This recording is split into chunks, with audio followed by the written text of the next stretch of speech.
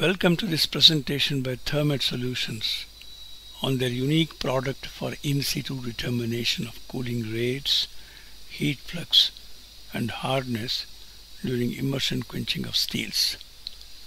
This presentation reviews some of the limitations of the standard cooling curve analysis and the Jominy hardenability test in extending the results to actual quenching in industrial setups, and explains the development of a new portable tool, reference quench probe. It is used by the heat treater in the plant. The specimen is made of the same grade of steel as the quenched component, with section thickness matching that of the component. This is a departure from standard laboratory tests. The test is carried out in the plant under actual conditions, dispensing the need to correlate the standard cooling curve data and quench hardenability tests done in the laboratory to industrial practice.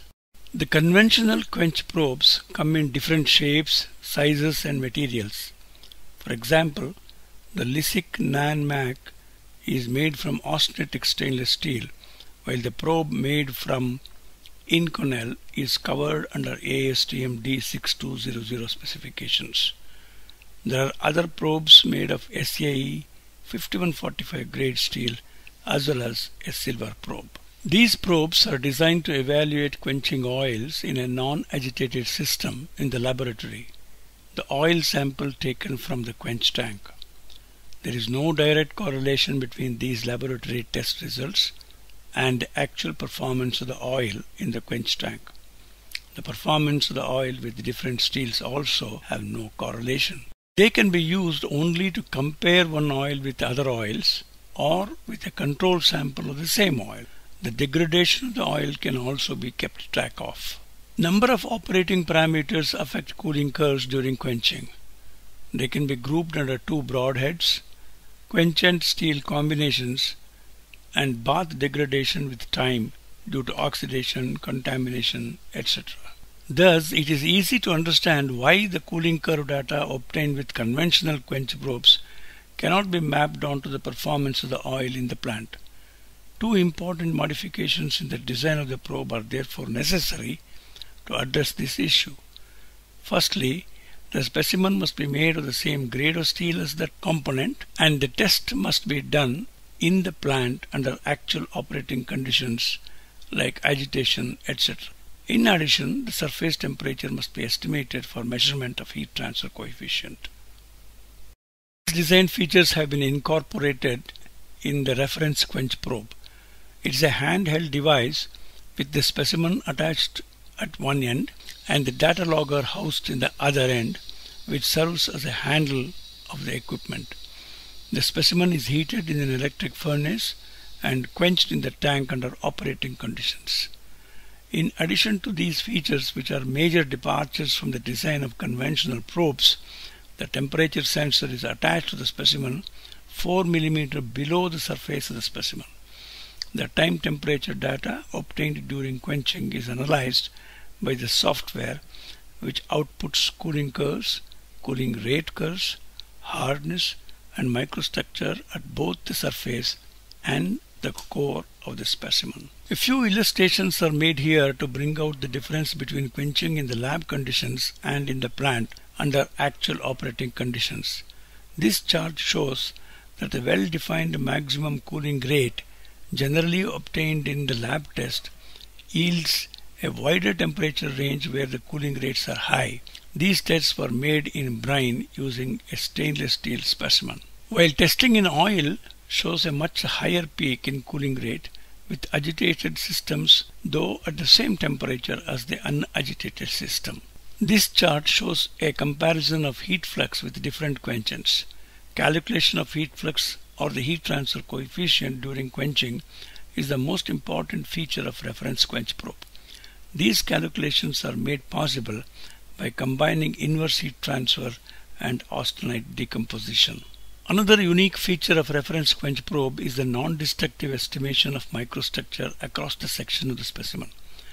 Variation of cooling rates from the core to the center results in different microstructure distribution which is estimated computationally.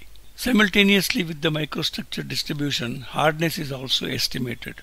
The software for the estimation of hardness is tested extensively under different quenching conditions of several steels and quenchant combinations. Tracking of austenite decomposition into its product phases gives an insight into the process. The chart shows how much and at what stage austenite decomposes, starting from ferrite, followed by bainite and finally martensite in a sequential manner. The cooling curve which gives rise to this pattern of decomposition is also known.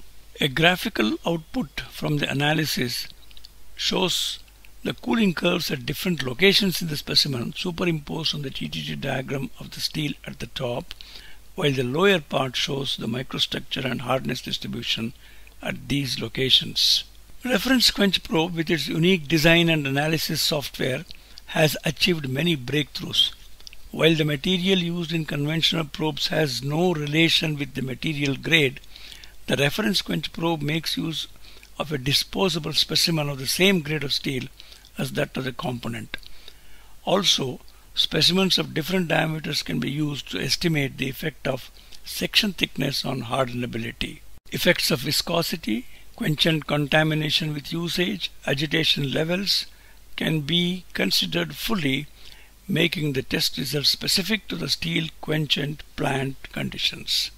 Conventional quench probes can output only one cooling curve at one point, while reference quench probe can estimate the cooling curves at any number of locations within the specimen simultaneously. The surface and core of the specimen are two important locations where any difference in hardness can be estimated. Non-destructive estimation of microstructure distribution at any location inside the specimen is possible with reference quench probe.